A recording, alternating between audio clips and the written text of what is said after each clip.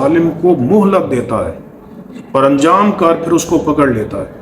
جیسے فرعون نے تقریباً 400 برس اس نے ظلم و ستم کیے، سمجھ آ رہی ہے نا، اور پھر اس کو انجام کار پکڑ لیا گیا۔ یہ قاعدہ ہمیں اس سے معلوم ہوا قرآن مجید فرقان حمید کے اس بیان سے کہ اللہ تبارک و تعالی ظالم کو مہلت دے دیتا ہے، اس سے غافل نہیں ہوتا۔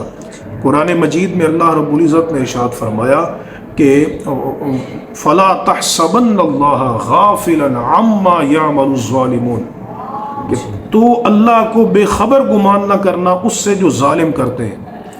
إِنَّمَا يُؤَخِّرُهُمْ لِيَوْمٍ تَشْخَصُ فِيهِ الْأَبْصَارُ، اللہ انہیں اس دن کے لیے مہلت دے رہا ہے جس دن ان کی آنکھیں کھلی کی کھلی رہ جائیں گی۔ تو سمجھ آ رہی ہے نا، لا یغرنک تقلب الذین کفروا فی البلاد۔ تو اللہ رب العزت ظالموں کے اعمال سے بے خبر نہیں ہے، صرف یہ ہے کہ وہ اپنی رحمت سے اپنے فضل سے ظالموں کو مہلت دے دیتا ہے، لیکن جب ان کا وقت آ جاتا ہے تو پھر اللہ کی پکڑ ان پہ آتی ہے۔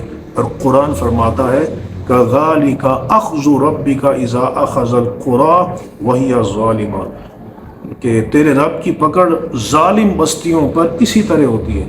تو لہٰذا بندے کو کسی پہ ظلم نہیں کرنا چاہیے، کسی کے ساتھ زیادتی نہیں کرنی چاہیے۔ اس کی وجہ یہ ہے کہ یہ اپنے آپ کو اللہ رب العزت کی پکڑ سے نہیں بچا سکتا، وہ تجھے مہلت دے دے گا